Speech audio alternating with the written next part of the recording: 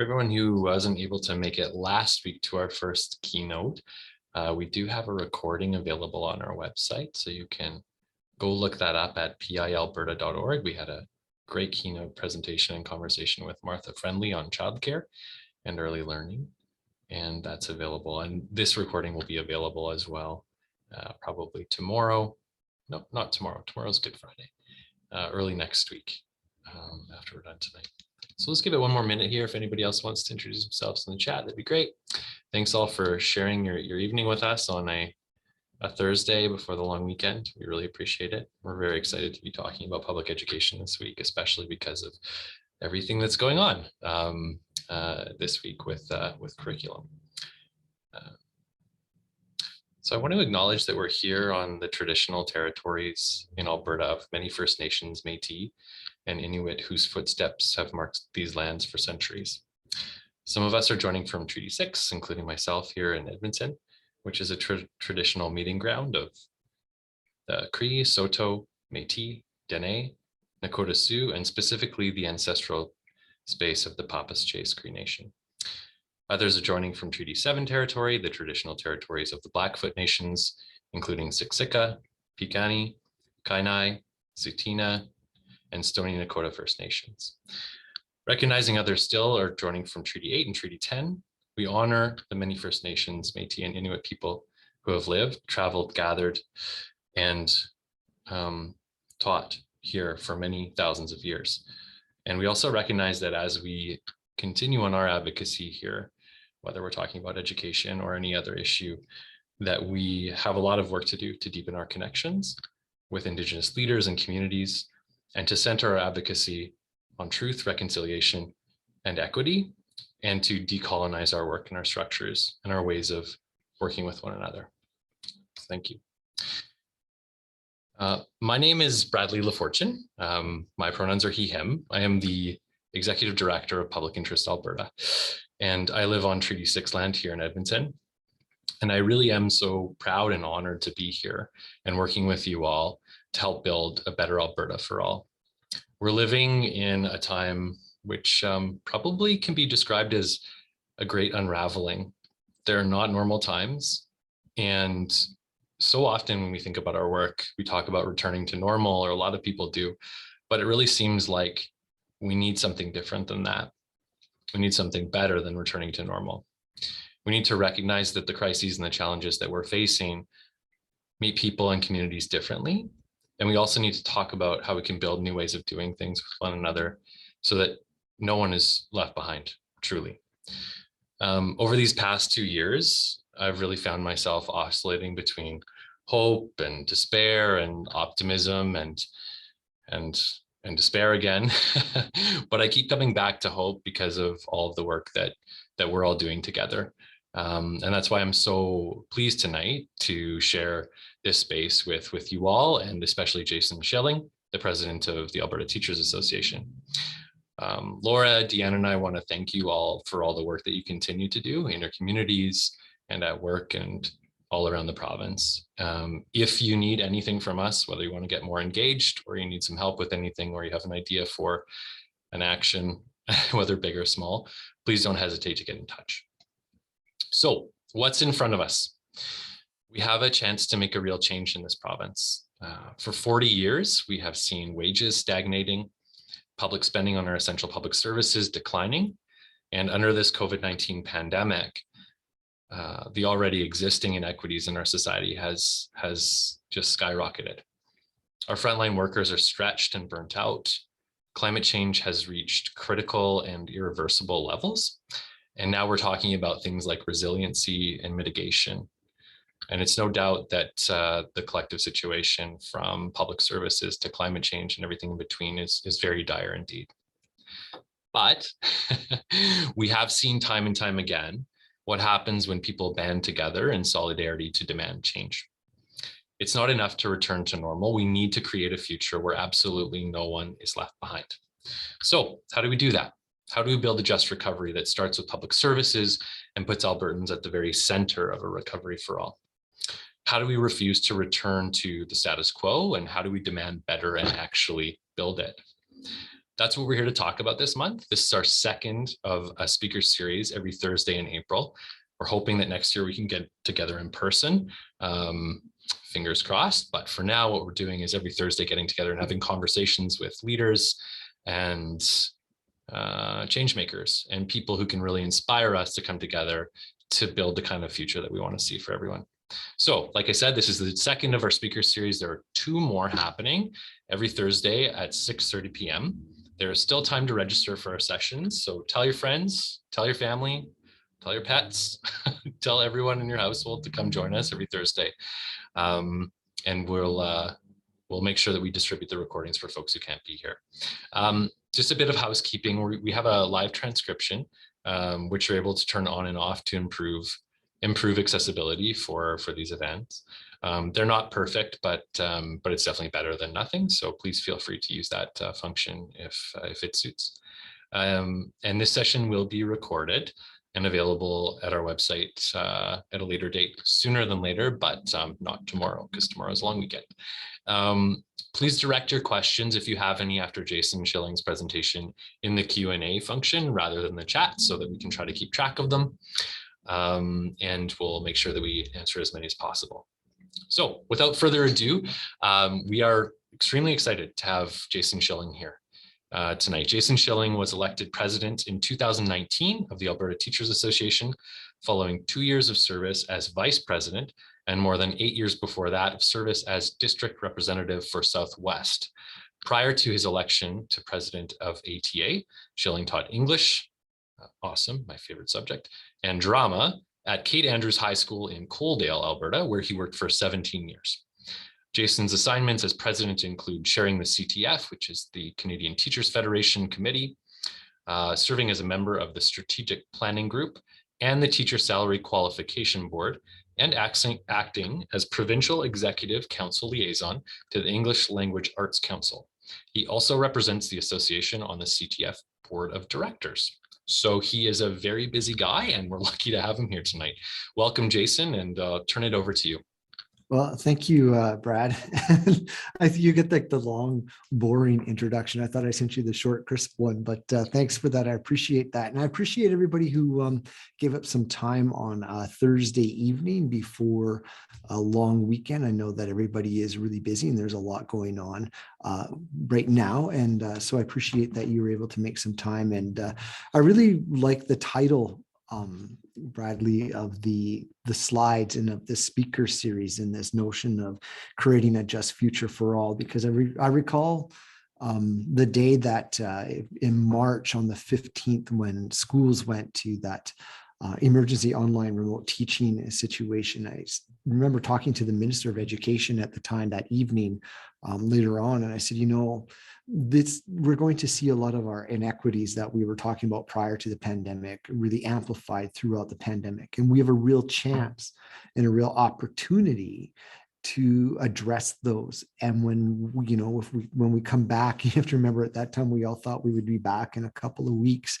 to address these things and really make some positive change. But obviously, we're still working on that. There's still lots to do with that. And I'll talk about that a little bit, I think, later on. Laura, I'm just going to see if I have co-hosting abilities, if I can share my screen. And it says I'm not. So if you can make me co-host quickly. And well, maybe not. There we go. I got it now. Thank you. I appreciate that. So I'm going to share my screen with everybody here, and I have a bit of a presentation. It won't. I'm not going to take too long, because we didn't all come here to look at a PowerPoint, and so though I did spend a fair amount of time on this PowerPoint, as a good student should. So I titled this sort of Together in Strength and Solidarity, because it's kind of something I think about a lot when we are working together as teachers. We're working together as education workers at schools. So when I've worked in a school, as you said, Brad, 17 years at Kate Andrews High School, I didn't work there in a vacuum by myself in a silo. I worked with other teachers. I worked with an education assistant who I was really fortunate to work with for almost 13 years. We really got to know one another, and we're really able to work well in a synergy that really helped the kids a lot. But also, the librarian, the admin assistants who worked in the office, the administrators, the janitorial staff, we were a team and a unit. And so we worked together as in solidarity on things. And I think that is a really good sort of microcosm that we can apply to the greater good. So I wanted to just give everybody a sense of who I am and what I'm about and where I come from. And so as you know, Jason Schilling, I was born in Red Deer. I grew up mostly in Rocky Mountain House, and I saw somebody put in the chat that they were coming from Rocky Mountain House. Sorry, I screwed that up. There we go. Okay. And went to, we graduated high school from Edson. I went to university in Lethbridge. I got my master's from the University of Alberta. So I am a product of public education in Alberta. All of my schooling has been from this province, and I have benefited definitely from great teachers and great programs and access to programs that I've wanted to do. And so I'm very fortunate and grateful for that privilege that I've had. So a couple of things I put up here. I'm a big fan of Terry Fox. I'm a runner. It's one of the ways I try to keep myself balanced, even though it's been quite hard to do over the last couple of years, specifically with the pandemic. But yeah, and so I have a quote there from Terry Fox because he's a real big inspiration of mine. And you mentioned that, being on the board of the Canadian Teachers Federation, I just came from Ottawa yesterday and was fortunate to have a little bit of free time. Our meeting ended early one day, and I was able to get out for a run and stop by the Terry Fox statue that you see on Wellington Drive there, and stopped and took a moment to reflect on Terry and his message, and something that I always think about, especially when I'm running. So I took out this picture here, Kate Andrews. This is the high school I worked at for 17 years. I really feel like I came into who I was as a professional and as a teacher in my art, my craft of teaching, and getting to know students. When you work in a building for 17 years, you get to know the students, the community. You tend to teach generations of students. Once I had a student who was the child of a former student, and then I thought that's maybe when it's time to get out of there.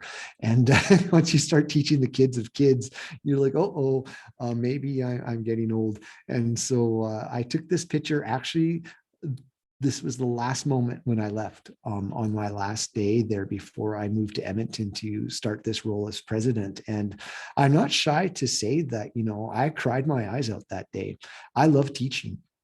I have loved teaching my whole career. I love working with students. I love working with my colleagues, teaching English and helping students, consume literature, read literature, enjoy it, to work with them on their writing to a way that, that their understanding is clear, and to just see those moments where they really get it and they can see those successes.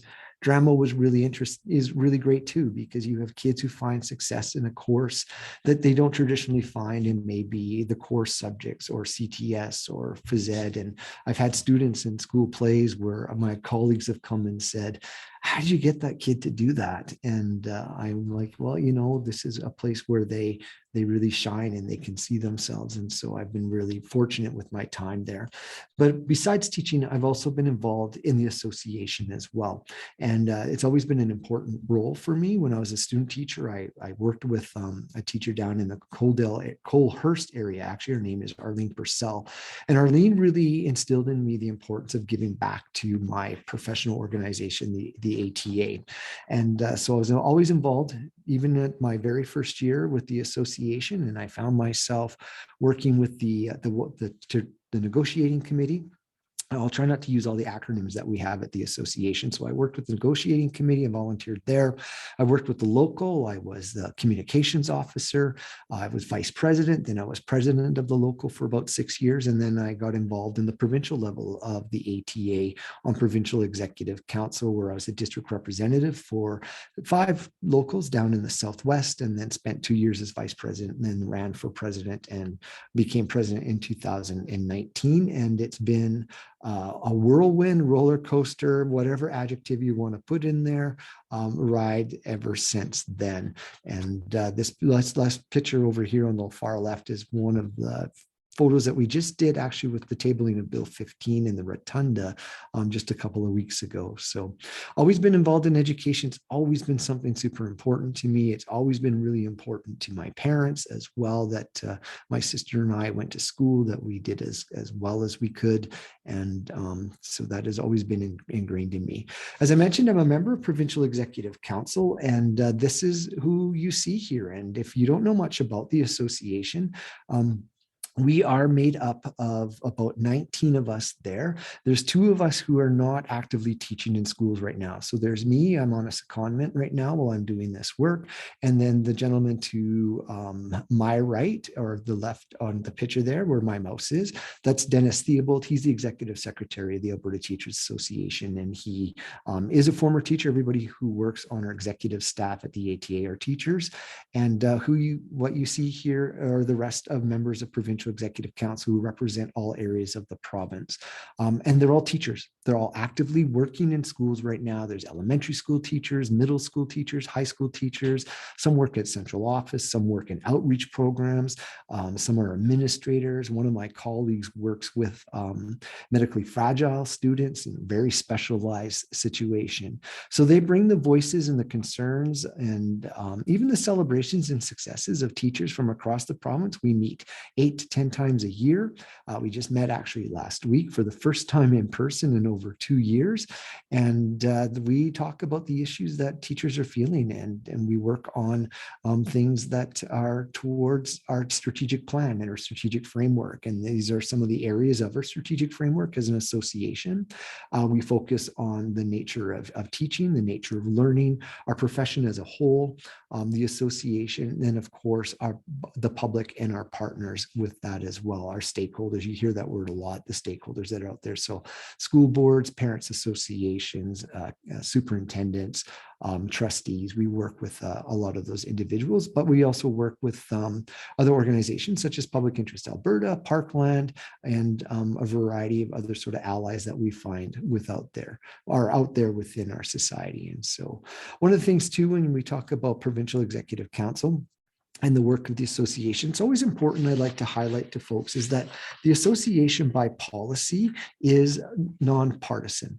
So we do not align with a political party. We do not sponsor or give money to candidates. We don't enter into that part of the political side. What we do, however, is engage with government and political parties around their education policy. We are a policy-driven organization. Our policy handbook is created by teachers at what we call our annual representative assembly.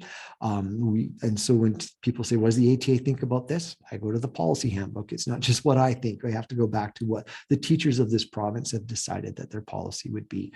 So when we work with government, when we have that opportunity and have a decent working relationship with government, which I will be perfectly honest, we don't right now.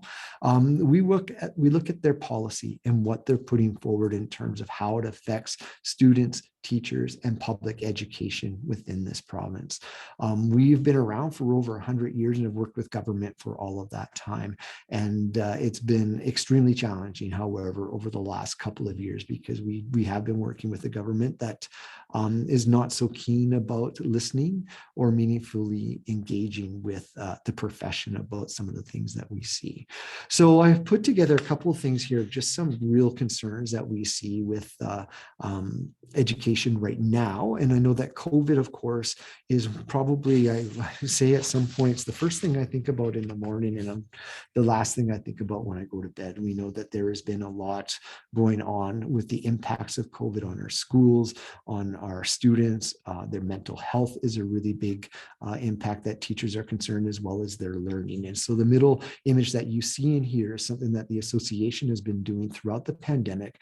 And we call them our pulse surveys. And we've been surveying our membership throughout the pandemic to see what their experiences are, where their stresses are, where their concerns are.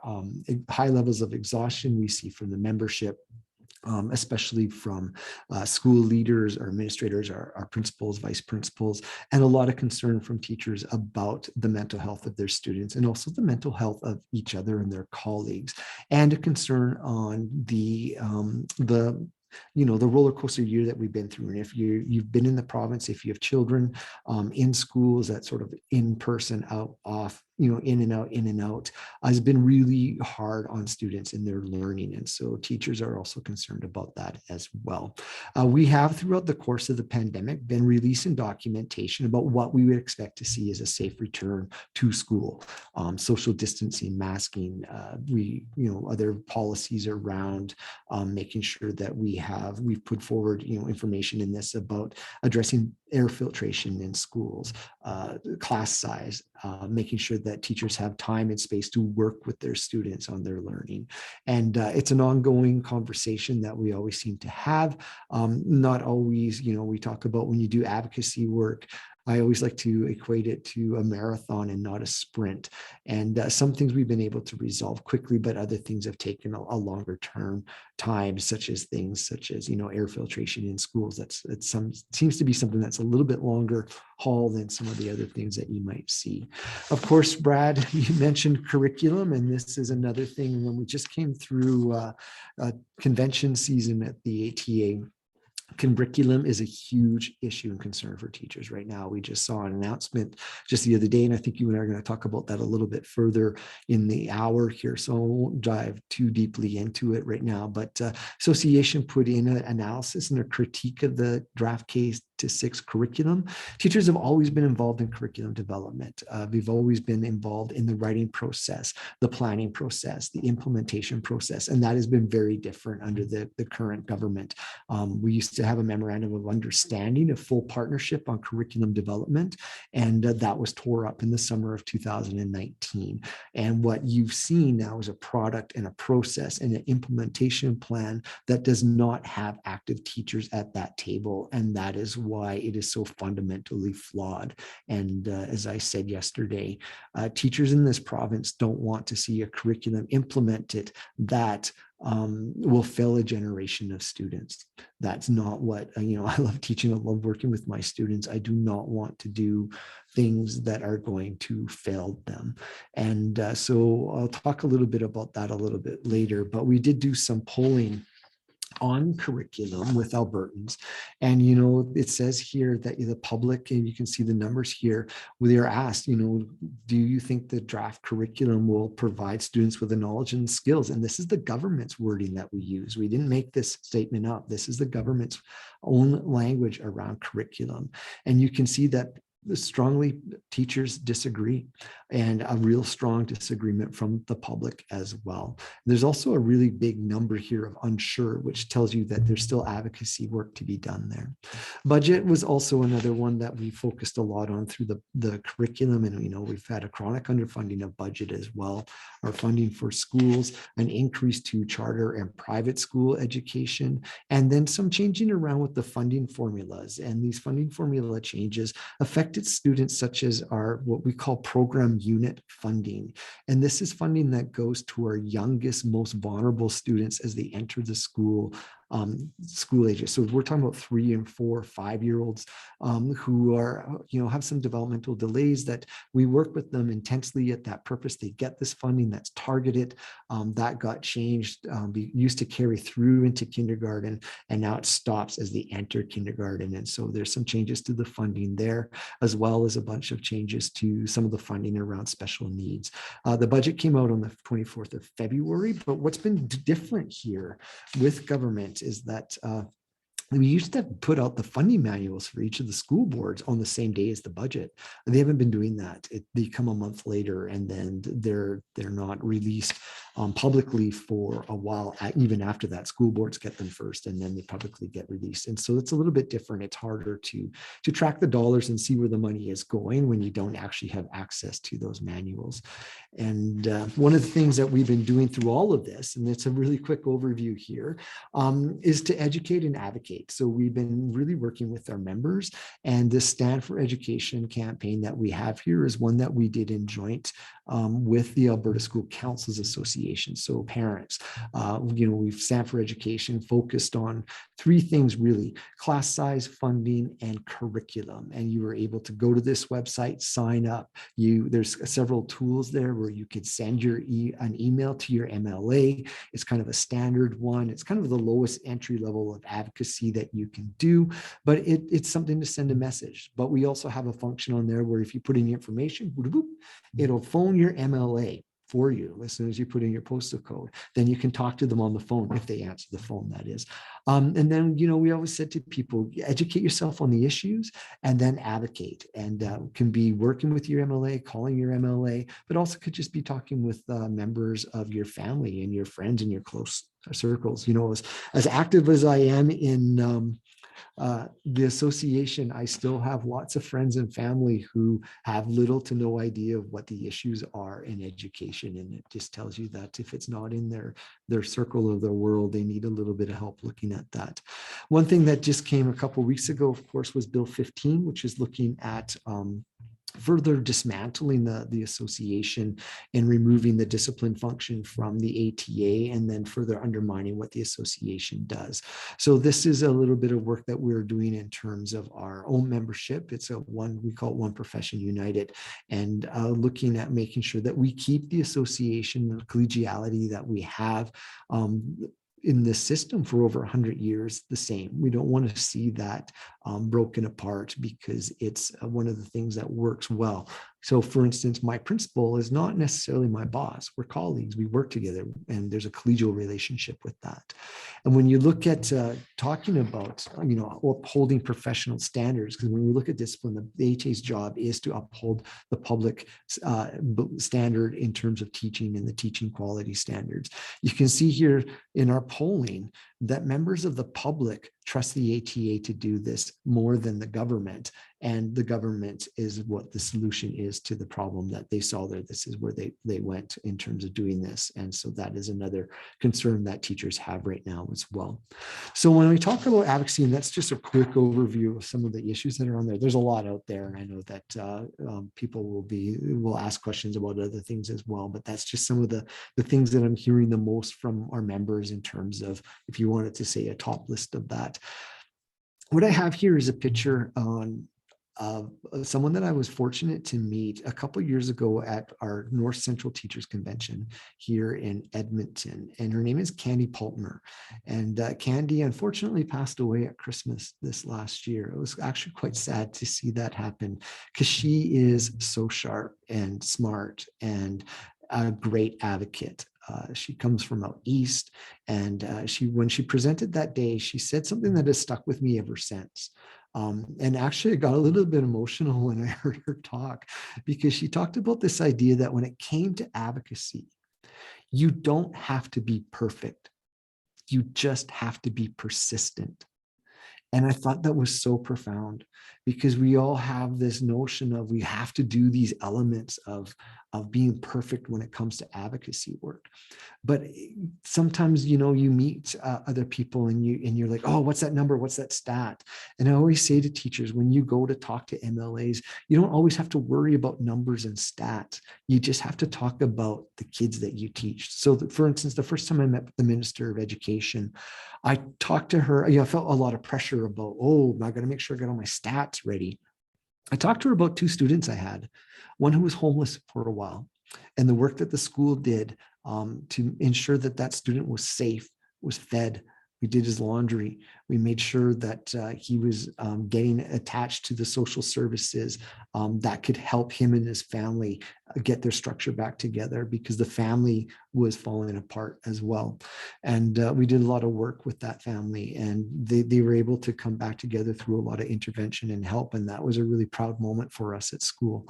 But also, a student, when I was leaving, said to me one day, she was kind of crying a little bit. And I think some of my students were crying because they were actually excited that I was leaving the school for a bit. But she said to me, she's like, you're my safe space. This class is my safe space.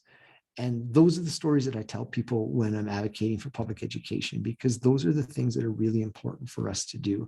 I'll talk a little bit about hands off our pension, I think later, Brad, when we talk about sort of advocacy. But advocacy is something that is really difficult for some people, but we all have a role in it. We all have a voice. We all have the ability to do things, to advocate for the things that we believe in. And just scanning the participant list in there, I know some individuals who are involved in other organizations. And so like Public Interest Alberta or Hold Our Hands Alberta. There's lots of other groups out there that are doing this work as well. So find those other groups, get engaged with them. We always encourage people to go to your MLA, to put pressure on them, to talk to them. So an email thing like Stand for Education that sends off a canned email is great, but if you can write an original one or original letter or phone them or go and meet them one-on-one to have a conversation is really great. It's kind of an escalation of how involved you want to get on that level. But you have a voice and you have a role. And sometimes I will hear from people and they'll say, but Jason, they didn't answer my questions or they ignored my email. And I always say to them, yeah, they do that on purpose. They're just hoping that you go away. And that's where Candy's words come in. You don't have to be perfect. You just have to be persistent. And I always like to add to that, consistent. So just keep on them. Or sometimes members will, so for instance, that pension thing I showed you there just quickly, would get a canned statement back from the MLA. So how do you break through their talking points and move past their talking points and really get them to talk about the issue and just not what they've been told? One of the things that we do as part of our strategic framework is we look for allies, people that we can work with who have the same sort of goals. So, parent organizations, school boards, other organizations such as Public Interest Alberta, and even conversations with other unions across the province that have, interests in public sector work. So public sector unions that way. And then just finding things that you can do in terms of actions. So we encourage members join political parties. And I know one of my colleagues is here who's quite active in his political party. Go door knocking with a candidate. We're coming up to an election here in 2023. So engage those candidates, ask them about the things that they are thinking about in terms of policy positions or what they're going to put in their platform when they're going to start campaigning. Well, they've already kind of started campaigning, as we all know, but it's getting involved with that, because then that way you're able to actually say to them, okay, what are you going to put in your policy platform? What is that going to look like? These are some of my suggestions of how you can do that. And that's one great way to sort of get them to go on record as candidates who want to be elected. And then if they're successful in their election bid, hold them to it, right? So we saw this happen a lot just through the municipal elections that we saw. So you saw trustees that were running that had proclaimed that they weren't in favor of the curriculum, and they won. So, I said to the local presidents, in terms of the structure of the association, we're broken into 61 locals. Go talk to those trustees who won and ask them, okay, you said you were against the curriculum then, so how are you going to put that into action now? And it's always different when you make those promises when you're campaigning to how do you actually have to deliver on those promises once you've been elected. And that's always a bit of a trick there, but it's also important to make sure that you talk to them about that. And so there's lots of ways to get active with that. And I think we're going to have a little bit of chat about that as well. There's other things too, social media is a big way to do that. But as much as, when we talk about educate and advocate, sometimes that education part also means dispelling misinformation. There's a lot of misinformation out there. We know that social media is Twitter, Facebook, not so much. I see this on Instagram, but mostly on Facebook and Twitter. There's a lot of people who are spreading misinformation. And part of it is also making sure that you dispel some of those myths that are out there. And that's really important. And I was just talking with one of my colleagues here today about this presentation. And I said, one of the things I kind of noticed when, I first got active on social media is that sometimes people who might be on the same page as me, that we're both pushing towards the same thing, might say, I didn't like that word you used. How dare you use such a word I wouldn't have used? I'm like, don't tear me down where we're both working towards the same thing. Amplify one another, work with one another. And, we don't always have to agree on everything, but let's spend our time working together on these things, because if we're going to spend time tearing each other down over word usage or a comma placement, that's kind of what the other side wants. They want to drive wedges between people, and we have to make sure that we don't allow that when we're working for a future for all that we want to see for our students in this province. We have to make sure that we don't allow that kind of wedge-driven work that you see from others out there to take hold, and to allow that to happen. So that's very quickly, Bradley, what I was going to go through with you today. And I don't know if I was maybe all over the place, but as I like to say to my students some days, if I've had too much coffee, you're just going to have to keep up and see where we go. I'm doing my best here, and I'm still drinking coffee as well, but that was fantastic. And that's why I love talking to you, Jason, is you have such a depth of knowledge and experience, and a really holistic kind of an analysis of the public education challenges that we're facing. So thank you. That was perfect. I'm sure we have a lot of questions. We have a lot of educators and public education advocates in the room with us today. Awesome. So, if you do have questions, please use the Q&A function at the bottom of your Zoom screen. It's not the chat, but just the Q&A. You can drop them in there. But anybody who knows me knows I cannot follow the chat while I'm presenting. I just cannot do two things at once like that really well, because all I'm going to do is read the chat, and then you're just sitting there watching me read.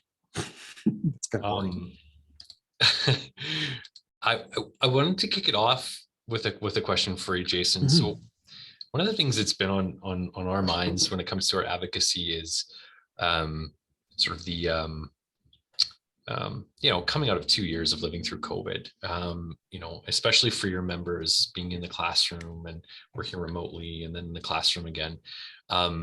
This moment feels different and maybe even more challenging than other, attacks on public education in the province of Alberta. So I'm really curious what you're hearing specifically from your members about how they're doing, first of all, and also what kind of leadership and actions they're hoping to see the ATA take with them and on their behalf, given their experiences over the past couple of years during COVID. Yeah, and I'll point out too that, we're still in COVID. Schools are still dealing with the impacts of COVID within their school communities. So we just had Provincial Executive Council last week, and we were talking about what is the experience of the teachers within their geographic areas. We still have teachers and school leaders who are becoming ill and then having to go off. We still have students who are experiencing illness. We are still seeing, this roller coaster kind of experience that we've had over the last 2 years. And that's still going on, right? It's just not as prevalent in the media right now as it was before. And so when we talk about the experience of our members right now, that's why our pulse surveys are really important. That's why our meetings are really important with council who engage with their local presidents. And teachers right now, they're, beyond, we always like to joke sometimes that, you get to be June tired. Right.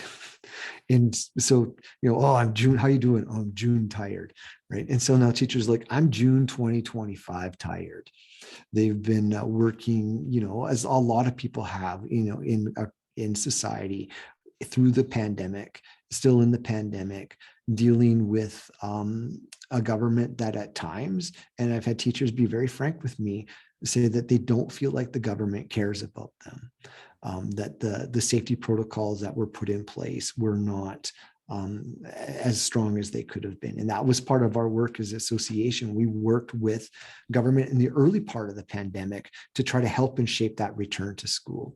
And it's not successful in getting some things in there, but some things we were successful at.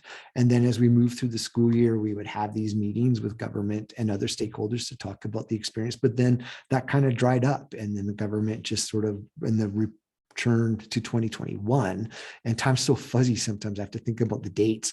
It was more of an endemic approach, and we said no, that can't be the way that school returns. We need to have safety protocols, we need to have masking in there. But the government just kicked that down to the board level and said boards can make those decisions, until we saw the masking mandate that came provincially sort of mid-September.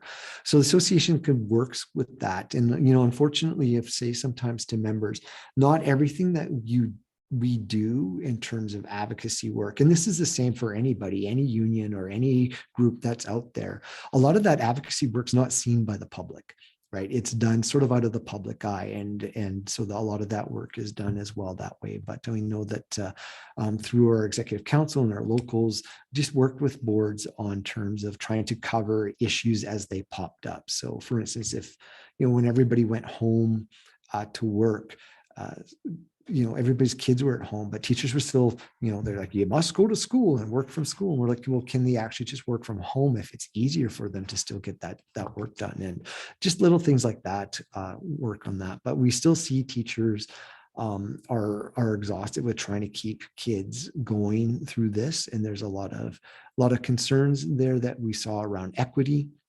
Right. And initially, when everybody went home, not every student has access to technology. Not every student has a stable Wi-Fi. There might be one computer at home for the whole family to share. And there was a lot of worry and concern by teachers early on in the pandemic that had food programs at their school. And we know that a certain amount of students are still living in poverty in this province, and we're getting fed at school or getting other social services at school that they just weren't receiving. And so there's been a lot that teachers have been carrying in terms of weight through the pandemic. And we've been working with them and government and other agencies as much as we can to try to solve some of those issues. Thanks. I have a question about tactics in advocacy. So beyond getting involved with the election that's upcoming and beyond writing to our MLAs, what are other actionable items that folks could take to further advocacy for public education? Yeah, and I know when we say beyond working with MLAs is because we always say to people, talk to your MLA because they're the rule makers, right? They're the ones who have, if they have a power, the majority government, they've got the legislative pen, they're able to do that. So that's really, we say that often, but I know that sometimes people get frustrated with that. But, other things too, I say, connect with community groups that are also doing this work. I always say to teachers that, we all have a passion for something that we believe in. And I've said this time and time again, and that I always say you fight for what you believe in. Right. So if you believe in, I believe in public education, obviously I wouldn't be doing this role and doing the work that I'm doing right now. But I have friends who live in, the foothills. And so they've been very involved quite heavily with the coal policy. I've got friends who live in Lethbridge, obviously, because I lived there for 20 years, who are worried about the coal policy as well with the river and the downflow that goes into Lethbridge. So I always say to people, get involved in other community groups, share things that are credible on your social media. Right. Get involved with other organizations such as yourself, that you mentioned at the top of this, like get involved with those groups. There's other parent groups that are out there, such as SOS Alberta. There's Hold Our Hands, who are working specifically with students, neurodivergent students and students with special needs. There's lots of ability for us to become involved in groups. I often say to members, in my time at the association, I've never seen such a wide availability to be engaged with your association, right? There's the newspaper, there's the magazine, there's the website, there's all the social media. You have locals, you have local committees such as diversity, equity, human rights. There's PD things that you can get involved in. There's specialist councils. There's convention boards. Like there's a wealth out there for people to get involved in. And that's one thing that they can do is to find that out. And now that, we're sort of coming out of, a lot of restrictions around COVID, even though we're in COVID. I mean, I've attended a couple of rallies. That's always something to do as well. And to go and support people there, go share information at, sometimes other unions will hold like picket information lines where you can find out information. And so there's all sorts of things out there to do. Thanks, Jason. Also, just a plug, join Public Interest Alberta today. If you'd like to, we do a lot of this stuff. And everyone who's here has to join. Also, check out the Aspen Foundation. They do amazing work on curriculum and pedagogy and education. Friends of Medicare, if public healthcare is your bag. But as you said, Jason, like you really kind of follow your heart and fight the fights that you believe in. It becomes a little bit more natural. Well, I think too, when you follow your heart and you fight the fights that you believe in, you sometimes too get connected with other groups as well, right? And so that's one of the things that it's in our strategic framework, and it's something that we do work here at the association, is finding your allies, right? So sometimes I'll hear from people who will say, what are you doing about this, Jason? And I'm like, well, I'm just one person who's doing everything that I can. There's 46,000 teachers in the province. That's a pretty big group. You combine that with the 40,000 education workers who are also working on schools as well. There's 90,000 education workers in this province who care about public sector, who are married to people who work in healthcare.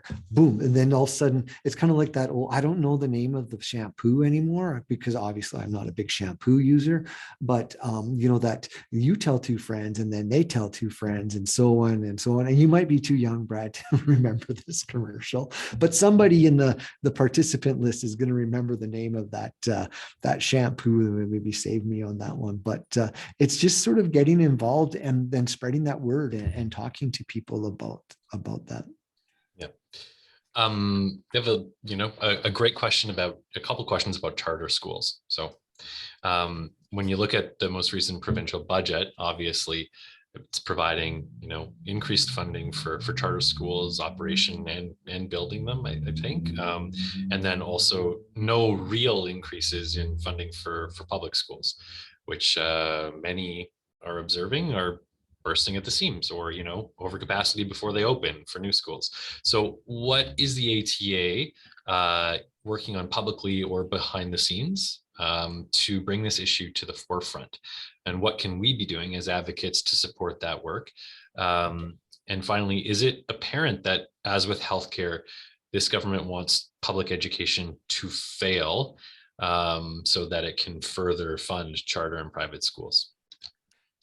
Well, that's a big, that's a lot. So I'm going to, if my memory will work, I'll work backwards from what I heard. So you see a bit of this sort of conservative push, if you will, in other jurisdictions as well. It's not just something that is new to Alberta, but when you see this as a wealth of push, especially from the states, that, you chronically underfund a public service.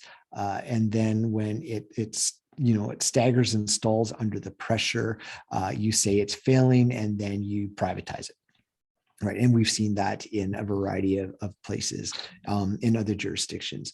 So when it comes to charter schools have a really interesting history in Alberta because they were first developed over a couple of decades ago. And they had this special notion that they were supposed to be specialized schools that focused on very unique, specialized educational settings that were to inform the public system.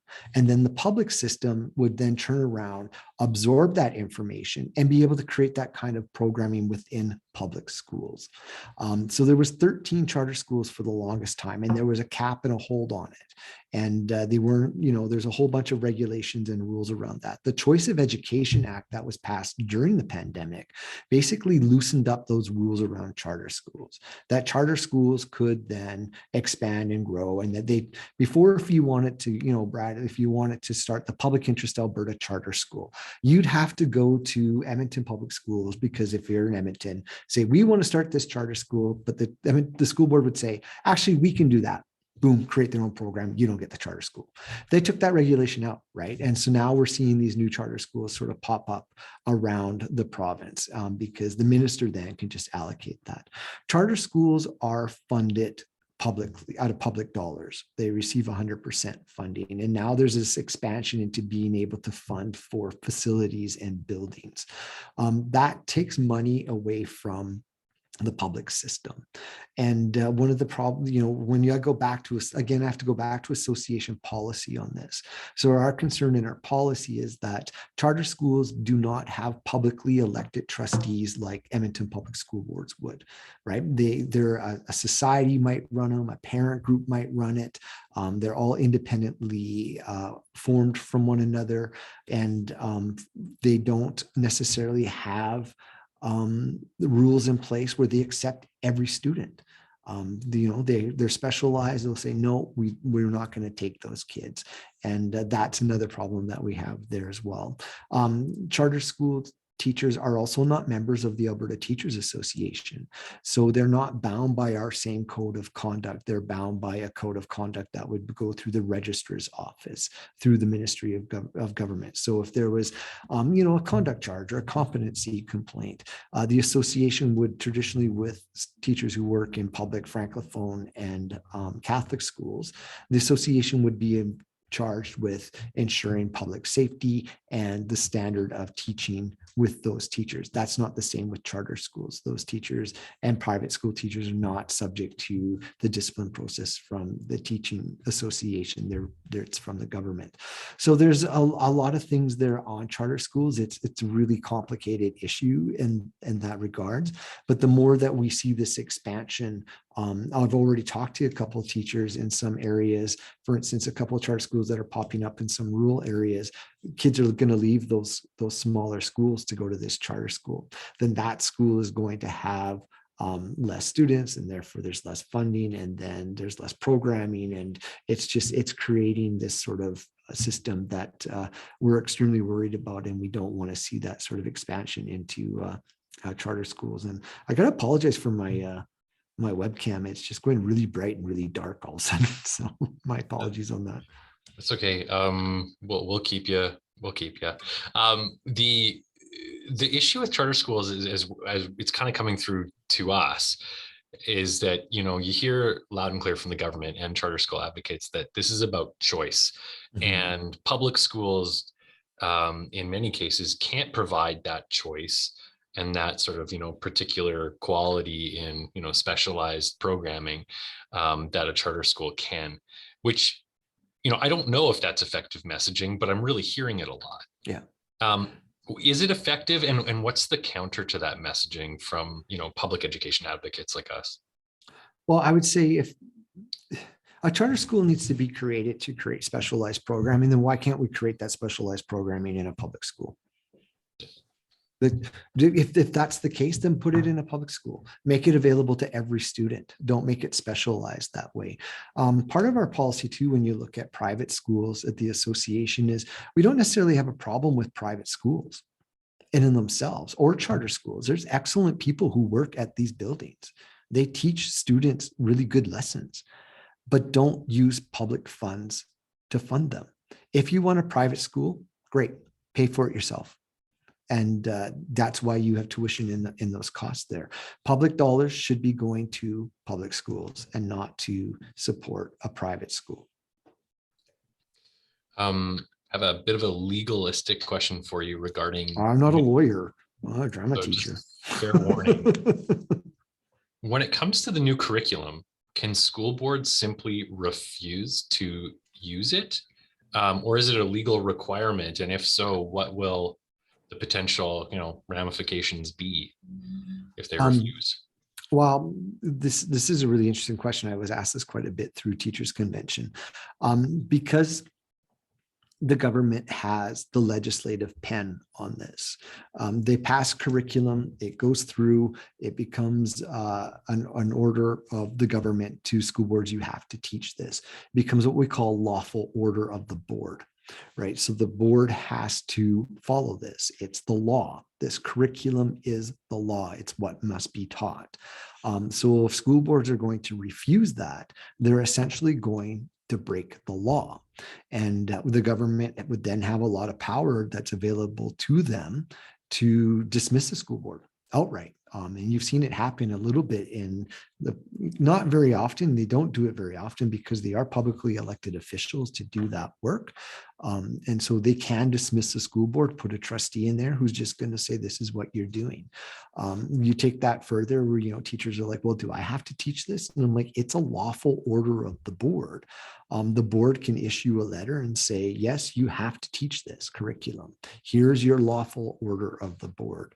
And if a teacher refuses that, then there are legal and employment ramifications that can come from that. And so it's one of those things where you see at the press conference yesterday that we're going to implement this. We are going to do this. And they've got the legislative power to put that in place. Now, we've seen, and I have to remind people about this as well. If you remember back in 2019, it was all grades from K to 6, all subjects this fall. And now we've seen it walked back several times. Right now it's K to 3, only in 2 subjects, and then K to 6 and phys ed, wellness and financial literacy. So there has been pressure that's been put on the government from parents, from school boards, from teachers, from concerned citizens in this province. And that's a testament to that advocacy work.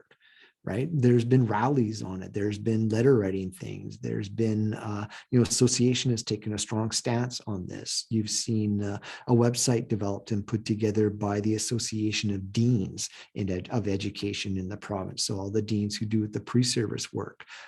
You've seen, really strong advocates in terms of Dr. Carla Peck or Dr. Angela Grace, who are out there doing, speaking up about the curriculum and others as well. So you've seen a bit of a success of walking that back. So right now, with this plan that came out yesterday, they want to put this in the fall. Well, their runway of time is gone, in my opinion. How do you let teachers and schools be prepared to implement curriculum for 3 grades and 2 subjects, and in 6 grades for 1 subject that's never been combined before, phys ed, wellness, and financial literacy? I actually can't even say it without laughing because it's so ludicrous to me that those things would be all combined in that capacity. How do you get ready for that without adequate resources, PD time? It's a complete different style of teaching. So the time is there. So there's still time to put pressure on government around this to make sure that we can try to see, as the association's been asking for, a complete stop on this, to go back, to rewrite, to relook at this curriculum, which echoes what we hear from school boards, parent groups, academics across the province, Indigenous groups, Francophone communities, 2S LGBTQ plus communities have all been saying the same thing, but government is pushing forward with that. And they have the ability to do that because they hold the legislative pen. And that's why it's not glamorous to say, but that's why we have to keep going back to our MLAs and putting that pressure on them, because you put the pressure on them, they put the pressure on the Premier's inner circle to step back on this. That's such an important point. The ability for us to recognize even just a little bit of progress from our advocacy when it comes to implementation and changes to the curriculum. I think it's massive, and that success can't be overstated, even if we still have a ton of work to do. And this week's announcement wasn't what we really wanted to see, but it's major progress with this government in particular. Well, yeah, and you see the public outcry on it. You saw it happen with the coal policy, right? The huge public outcry. One of the problems with advocacy work that I have found, and it's exhausting sometimes, right? It requires a lot of stamina to move things forward. So, I talked just briefly on the pension issue, and this is another example of where advocacy work was successful. So, fall of 2019, Bill 22 was passed. It's all around, moving the investment management of teachers' pensions over to AIMCO. We started an advocacy campaign, handsofourpension.ca, that teachers maintained for about 20 months, right, until we saw the resolution on the investment management. No, we didn't get Bill 22 repealed like we wanted to, but we were able to maintain ATRF strategic control over the investment, and it took us going to court for it. And it was settled before the court case was done. And that is a testament to people's persistence, right? I go back to Candy Pultner's words of, wasn't always perfect, right? It was a little bit messy sometimes. That's okay. But it was persistent and it was consistent. And you saw that successful change come about. And so there are things that you see out there in terms of success and advocacy, and you have to actually remind yourself of them because you get frustrated with the parts when you try really hard and you don't get anywhere with it. That's really, really wise. Thanks, Jason. Some of the time when I feel a lack of confidence in doing advocacy, especially to decision makers, and you walk up the steps to the legislature and you're in like a really intimidating office, and there's ministers in the room. I think that's part of the play, right? You're like supposed to be intimidated, but if you can take a deep breath and be persistent, even if you feel a little bit messy, change can happen, and it does. Yeah. So that's a wonderful. That's a really good point, Bradley. I mean, sometimes you go to like your MLA's office or somebody like that, and it can be intimidating, right? But you kind of swallow the fear and take the step forward. I've always said to my students, use your voice, even when it's shaking. You're still using it, right? It might sound a little bit warbly, and you might be like, "Oh, I'm dying inside," but just do it because you will feel so much better about yourself for doing it than if you didn't do it. And I always will push my students and some of my colleagues and say, we all have a comfort zone, right? Oh, I'll just write an email and send it off, right? That's good. Okay, push yourself out of that comfort zone. And I've talked to some teachers who are like, I've never put a lawn sign up in my yard. Like, oh, I would never have done that before. And but I did it. And I'm like, and if you're from Lethbridge, you had to probably go get it from your neighbor's yard a couple of times because it's so windy, right? And so now they're putting it in the windows. But it's pushing yourself out of that comfort zone. And I know I've talked to even some of the folks whose names I see in the participants list about some of the advocacy work that they've done, and just know that they have themselves put themselves out there. And it's hard to put yourselves out there, especially today in social media. I mean, you and I've had this conversation before about social media and just sort of the attacks that come at you sometimes for the work that you're doing. And it's easy to get discouraged with that, but it's also important work to do. And I've embraced the world of the block, and it's made my life a whole lot easier. A bit of a follow-up on the school boards and curriculum question. To what extent can boards shield teachers from UCP attacks if they get the sense that some places may not be implementing the curriculum as robustly or as quickly as they might like? So that's a great question, and it's coming from school boards. And so I'm not sure how adequately I can answer that, but I know that school boards in a lot of their structures, they have central office staff, school leaders who work on curriculum and implementation curriculum and that. So they can work on things and trying to make sure that teachers have the PD that they need, that they have the resources that they need. And if that's coming at an inadequate time, I don't know how you can expect teachers to be on day one, like, bam, I got this in my pocket and here we go. Because I don't know how, if you just got it yesterday, how you're going to be prepared for that. And teachers will work extremely hard to make sure that they're doing what's best for their students in their classrooms, and so will boards. And so I think that there'll be some time to kind of work this out, but I'm not sure what that would look like, because that's a good question for school boards on that one. Okay, Jason, I've got a bit of a spicy one. Okay. Okay. So there are some folks who think that, organizations, maybe including PIA, maybe including ATA, are being a little bit too nice with this present government, stating our concerns, sending in our emails, having meetings behind closed doors, expressing maybe some anger, but not doing enough to bring, maybe teachers, maybe other members and Albertans together to collectively demonstrate just how angry people are when it comes to what's happening in public education to weaken our institutions. So, I mean, I don't want to put you too much on the spot, but I just did. Do you have any reflections on that, in how you as a leader, and you said you're just one person, but you are the president of ATA, respond to criticisms about doing enough quickly enough, given the sort of sentiment that's out there within your membership? Yeah, that's a fair question, but and I've talked with other public sector union presidents about sort of this sort of very question, and even ourselves as an association, we talk about this as well. So we have, the ATA exists also through legislation. We have certain powers, but we also have a limit to that as well.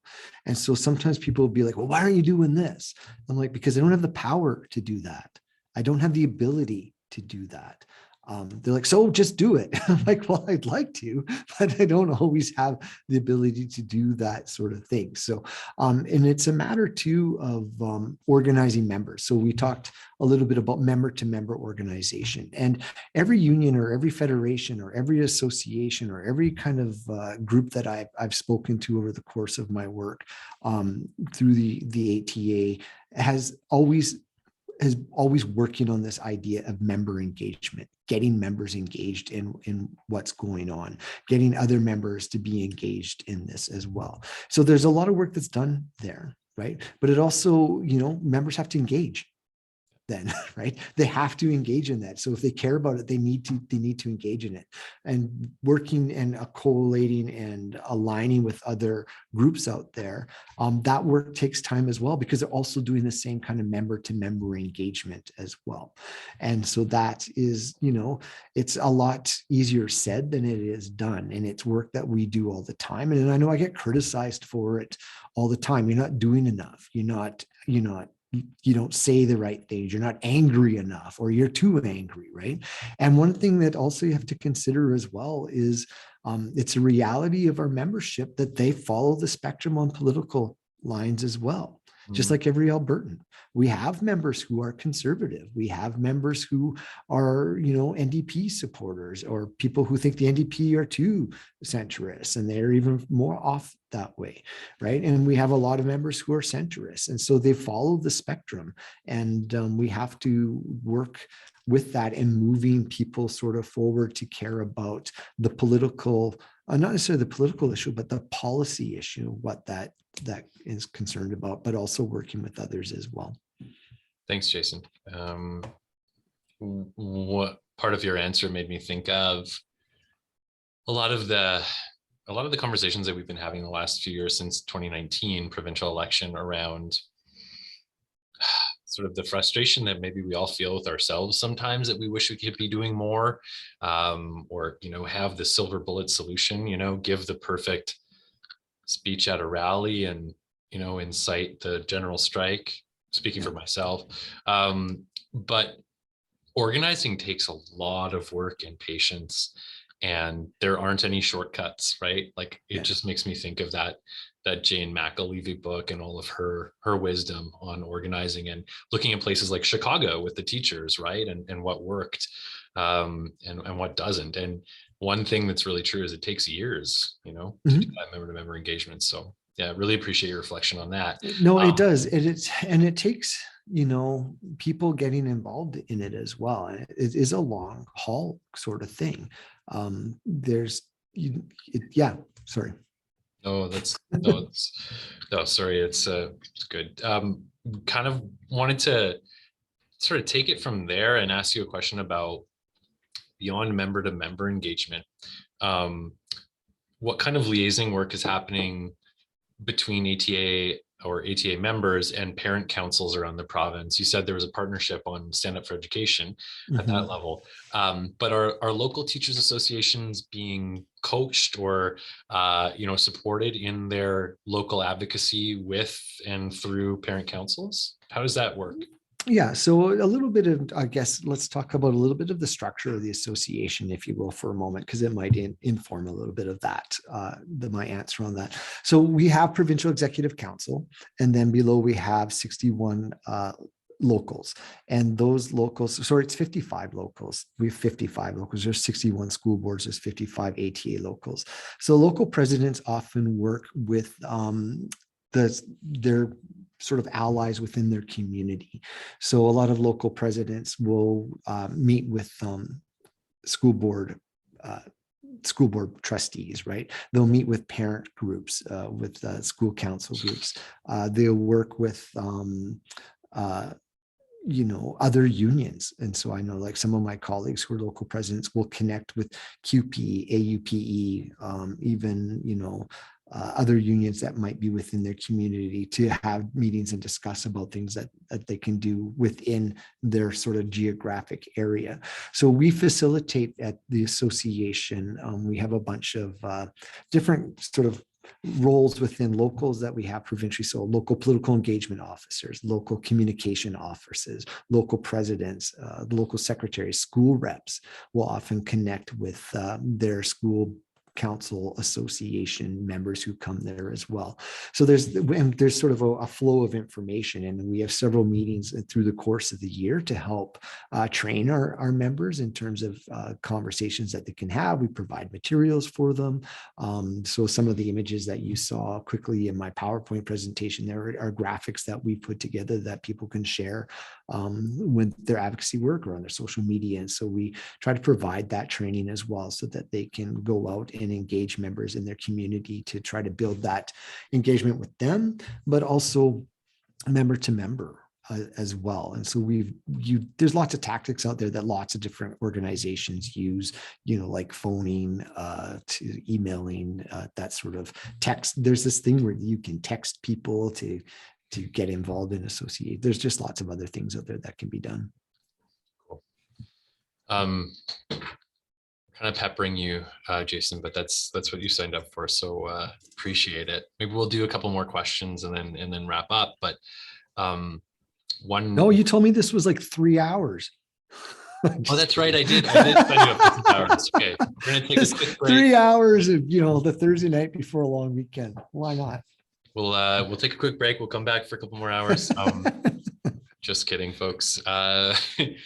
So it's just there's so many issues. I mean, there's several big ones before us in terms of our advocacy on public education, and you talked about most of them. Then charter schools have come up as well. I mean, this is kind of a question that we get all the time too in PIA, because we have 7 priority areas, and sometimes it feels like playing whack-a-mole. But the question is basically, what are you trying to tackle first? Or can you separate these issues out sequentially? Do you have to fight all fronts at the same time? When I first became president, and I'm a note taker. I've got like 6 books on the go. So I keep a list of like the interviews that I do and the topics that they are. And so the first year I was president, there was 53 different topics. The second year, 53 different topics. This last year, 55, right? And when you talk to teachers out there, and I know with other things, curriculum is a really big one. There's a huge file, because if you don't get this right, if we don't get a curriculum that is diverse, modern, respectful, moves kids forward, is a reflection of the realities of their lives. Kids need to see themselves and their families in curriculum in order to be engaged in it. Teachers need to be excited about what they're teaching in order to to create, make really creative classrooms, and they'll do that anyways. But if it's something that they really love teaching and it's in the curriculum, it's going to be so much more for those students. And if we don't get this curriculum right, we are going to fail a generation of kids in this province. And no teacher I know or parent wants that. And that's a really big priority for the association. But so is, the privatization thing. So is Bill 15, stripping away the discipline issue or the disciplinary function of the association and undermining the association on that. So is COVID. So is providing professional development for our teachers. So is, the list is long, right? But as I said to our members, we are able to do more than one thing at a time. And we focus really well on that. And, I will say to teachers, we're 46,000 members strong as an association. We have a loud voice, and we can use that voice effectively on all of these things, because it's a little bit of a shock and awe, right? We're going to fire all of these things out at the same time. And you said whack-a-mole before, right? And we're busy, we're dealing with this over here, and then this pops up, and we're going to deal with this over here, and then boom, pension issue pops up. We need to be able to keep focused on that. And I think one of the things that really keeps that focus, just for myself personally, right, is I think about my students that I taught. I think about my colleagues who are working in schools across the province, but specifically the ones I worked with at Kate Andrews for 17 years. They became my family after a while, right? Not literally, there wasn't, I think about, the parents of those kids that I know, and that's what we're working for. So the focus is the students, their classrooms, teachers, and their working conditions, and being able to focus on these other issues. It sort of gives a little bit of clarity into that work, and that's the stamina that you need to do that work as well, right? Because it's hard. I mean, there's a lot of things too. I know, like Public Interest Alberta and the ATA work and talk a lot about, poverty with students as one of the 7 things that you guys work on. And that's it's a really big issue. When kids come to school hungry, they're not going to learn. Okay, well, let's feed them, and let's give them the other things. So there's a lot of things out there, but it's hard to, if you drop your focus on one thing, then it's just difficult that way. So we tend to focus on all of them. But right now, the curriculum is a really big, super important issue that needs to be rectified before it goes into place in the fall. Curriculum and everything else all at once, but definitely curriculum right now. Yeah. Okay. Yeah. Well, yeah. Yeah, and just, and there's a lot of things that go with curriculum too, right? Like, so we have, a lot of concerns about standardized testing. And so that falls into the lines of curriculum, because there's not a lot of conversation with this new curriculum around assessment. It's kind of void right now because they don't have an answer to it. But there's a lot of things in there that we still need to address. But yeah. It's not surprising that we've seen this level of attention paid to, dismantling public education by Premier Jason Kenney, given, his history and his commitment to reflecting on the dangers of public education going back to Ralph Klein days when he was with the CTF. What's your political assessment of what we need to be doing, other than talking to decision makers, individual MLAs, which I think is critically important. There's a lot of power in talking to people about their future career prospects as elected politicians when there's a year out from an election. Mm-hmm. They all want to be reelected. Yeah. But when it comes to engaging the Premier's office and the education minister, what's your strategy or theory of change there? I mean, honestly, is it kind of like we have to keep engaging them because, they're the government, or have you stopped altogether? What's your strategy there in terms of advocacy to those decision makers at that level? Yeah, it's interesting because, the association has been able to work, and Frank Brisker wrote an op-ed about this a couple of weeks ago, maybe just, I can't remember when it came out, but Frank Brisker was president probably when I first came on council. So about 12, 13 years ago, 14 years ago by this point. And he was a sitting MLA prior to that. And so he noted in that op-ed, which is something I think was really interesting, that through the 100 years of history that the association has had, we've always been able to work with government. Now, you're not always going to agree on everything, and I'm fine with that, right? There's not always going to be total agreement on the things that you're working about, but you should be able to sit down and have a conversation, a mature, meaningful conversation about the issues and the concerns. And government should be engaging with the association, who represent teachers and school leaders across this province, about their concerns and issues. And if government's like, hey, we want to put this program in, what do you think teachers are going to think about that? And we can give them that advice and how to shape it or rework it so that it's successful, right? You want something to go into schools that are going to support kids and teachers so that it's successful. I have found that with this government, however, they're not interested in that conversation. They're interested in what their platform was: promises made, promises kept, right? That's the push that's on there. There's an ideology there that is being driven by this government, and that was reflected in their platform. I knew that when I came into being president, that was what they're doing. I mean, one of the first things that they did was put into place the Education Act, which rolled back protections for 2S LGBTQ plus students and teachers. It's one of the first things this government did. That set the tone. Right. So every time I've met the minister prior to the pandemic, I'm like, we need to meet again. We need to keep a conversation going. Whether we like each other or not, it doesn't matter. Students matter. Teachers matter. Families and parents matter.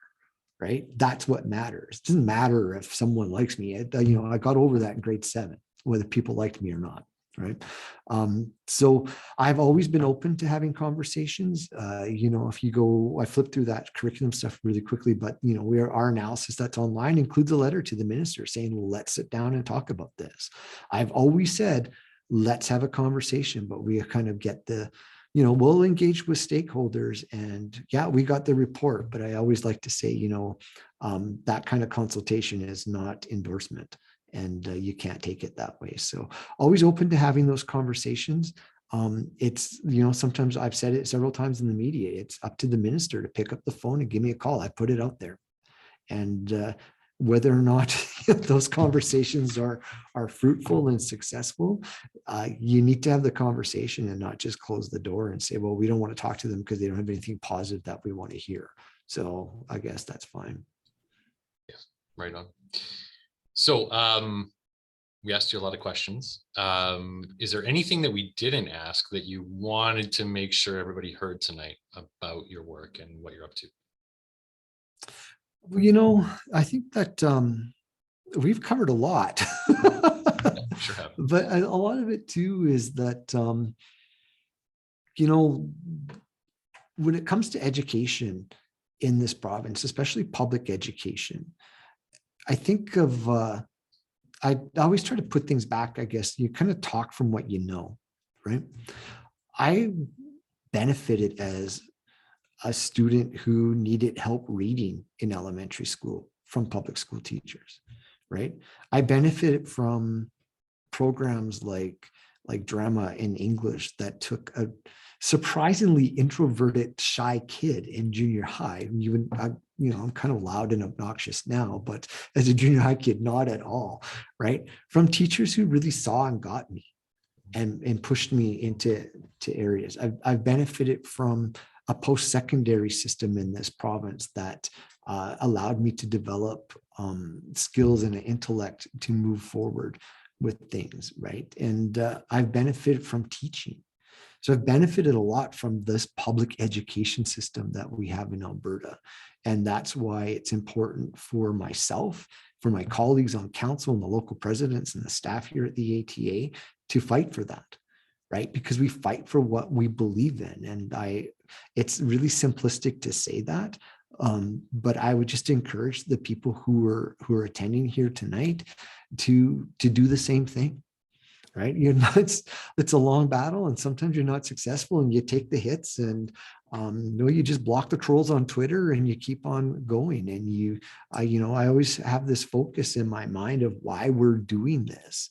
And that's what I work towards, and try not to get distracted by, the times that I've been called names by the minister or the minister's office on Twitter or Facebook or, that kind of stuff. And you just keep focused on what's important. And I think that a lot of people in this chat do that. I know that you guys do at Public Interest Alberta. You have a lot of passion for those things, those 7 elements that you're working on, and following you, Brad, on Twitter and other elements of Public Interest Alberta. I know that you live that too, right? And so it's just it's all of us working together, and to be allies for one another in that as well. Thanks, Jason.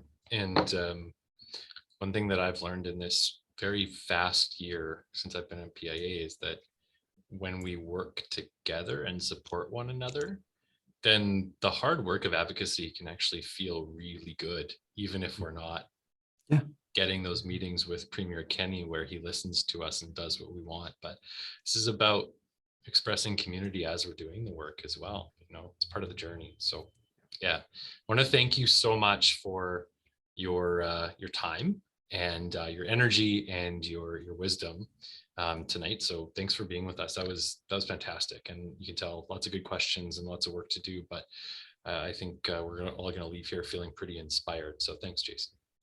Well, thank you for having this series. I know it's disappointing not to have it in person, but I mean, this also allows a level of access that we didn't really actually realize that we had before COVID, right? And so I appreciate the time. I appreciate everybody who came out tonight, and I see the numbers haven't dropped off, so I didn't bore people too much. So there you go. And we will be sharing this full presentation on our website next week. I want to thank all of our members who are here tonight and our partner organizations, from Parkland to FOM, Aspen Foundation, and everyone else who's here from the ATA and other organizations for being here.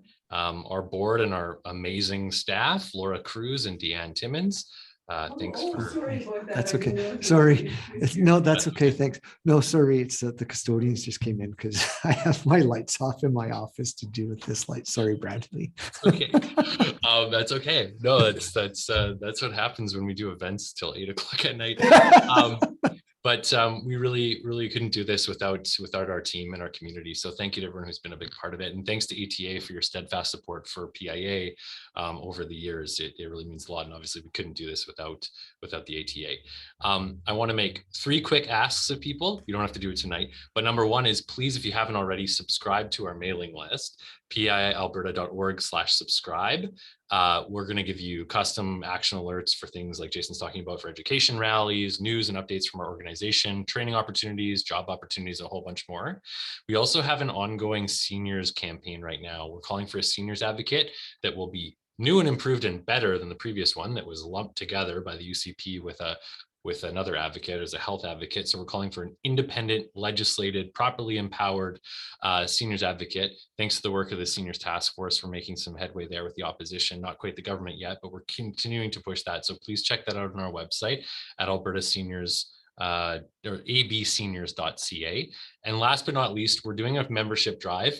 Laura, our fearless director of organization, would kick me under the table if she were here if I didn't mention it. So please, please, please sign up or renew your membership to become a member of PIA today, so we continue to grow and raise our voices together in this critical time.